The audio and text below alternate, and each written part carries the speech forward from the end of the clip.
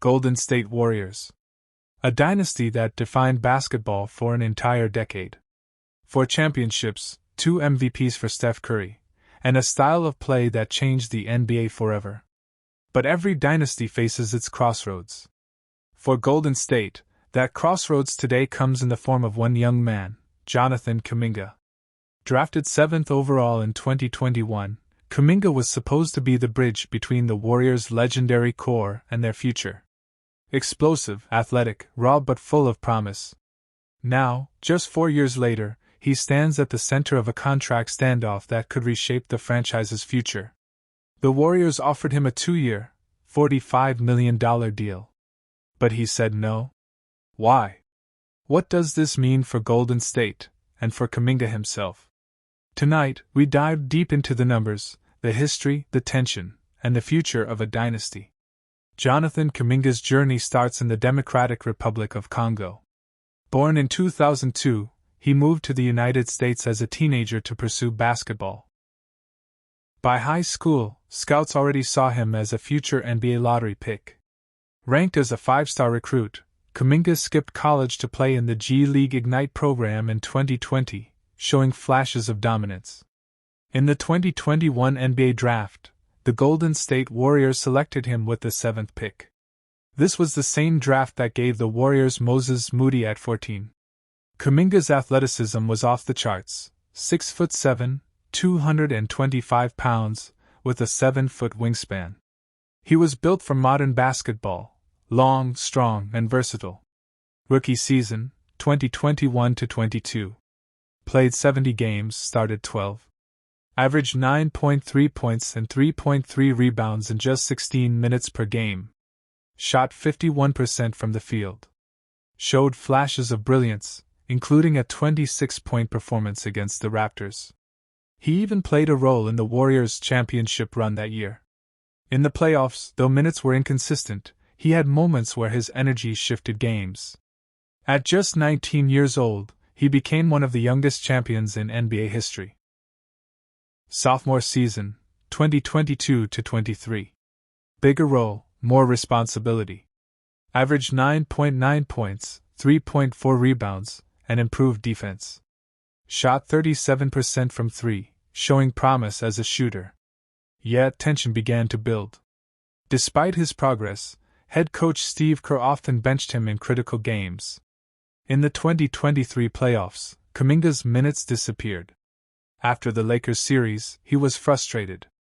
Reports emerged that he was questioning his role on the team. 3rd season, 2023-24. This was his breakout. Averaged 16.1 points, 4.8 rebounds, and 2.2 assists in 74 games. Shot 52% from the field, 33% from 3. Had a 10-game stretch in January where he averaged 25 points per game. At 21, Kuminga had arrived. Fans saw him as the Warriors' most athletic player since prime Andre Iguodala. But the Warriors were in trouble. Klay Thompson was declining, Draymond Green was aging, and Steph Curry was shouldering too much of the load. Kuminga looked like the future, but also like AP. Fast forward to this summer. Jonathan Kuminga became a restricted free agent. The Warriors offered him a 2-year, $45 million contract with a team option for the 2026-27 season. On paper, that sounds fair. $22.5 million per year for a player with just one full breakout season. But the key word here is team option. A team option means the Warriors control his future. They decide if he stays or goes. Kuminga wants a player option, which would allow him to choose. Why does that matter? Because in the NBA, control is everything. Players like LeBron James and Kevin Durant always structure contracts with player options. It's about freedom, not just money. Kuminga doesn't want to be locked into a deal where the Warriors can trade him at will. He wants respect as a young star, not as a role player. So, what are his choices? Sign the $45 million extension. Reject it and play on the $7.9 million qualifying offer. Bet on himself, become an unrestricted free agent in 2026. It's a massive gamble. But Kuminga seems ready to take it. Let's talk about Golden State's situation. The Warriors have the most expensive roster in the NBA. Last season, their payroll plus luxury tax penalties reached nearly $400 million, the highest in league history. Steph Curry, $55 million per year. Andrew Wiggins, $26 million. Draymond Green, $25 million. Chris Paul, $30 million before buyout. And now they're being asked to commit another $45 million to Kuminga. The new NBA collective bargaining agreement punishes teams that overspend.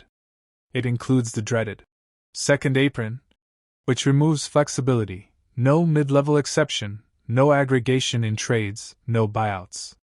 The Warriors are already at risk of crossing it. So, the team option wasn't just about control, it was about financial survival. If they give Kuminga a player option, they lose leverage. If they overpay him and he doesn't become a star, they're trapped. It's a tough balance. Do you risk the dynasty's flexibility to bet on a 22-year-old? What if he accepts the qualifying offer? If Kuminga rejects the deal and takes the $7.9 million qualifying offer, he sets himself up for unrestricted free agency in 2026. But here's the catch: that would destroy Golden State's trade leverage. Why?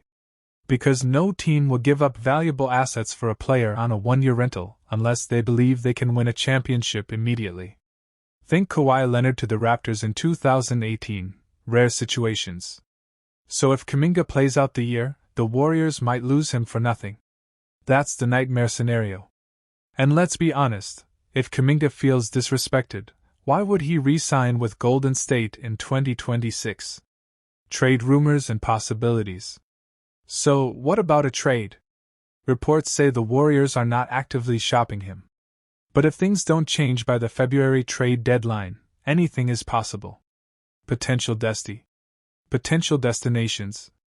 Orlando Magic. They have young guards in Paolo Banchero and Franz Wagner. Adding Kuminga could give them elite defense and athleticism. Oklahoma City Thunder. Endless draft picks, cap space, and a need for versatile wings. Kuminga would fit perfectly next to Shai Gilgeous-Alexander and Chet Holmgren. Toronto Raptors. Known for collecting wings. Kuminga could thrive with Scotty Barnes. But the Warriors want to keep him, unless forced. What Kuminga wants. At its core, this is about respect. Kuminga wants 1. Playing time. Last season he averaged 26 minutes per game. He believes he deserves closer to 34. 2. A bigger role. He's tired of being a role player behind Curry, Clay, and Wiggins. 3. Control. A player option shows trust. 4. A future. He doesn't want to be treated as trade bait. Stats show he might be right. When Kuminga played 30-plus minutes, he averaged 21 points, 6 rebounds, 3 assists. His efficiency ranked top 10 among forwards under 23 years old. His defensive versatility allowed him to guard positions 1 through 4. In short, he's proving he's more than just potential. The future. So where does this end? If the Warriors cave and give Kuminga a player option, they keep their bridge to the future. Steph Curry, now 37, can pass the torch. Kuminga, Moody, and maybe new signings can lead the next era. If they don't, Kuminga could walk. Golden State risks becoming like the Lakers after Kobe, a team stuck between honoring legends and building for tomorrow. For Kuminga, the choice is equally huge. Bet on himself, risk injury, and chase superstardom? Or take the money now, even if it means less freedom? This isn't just a contract battle.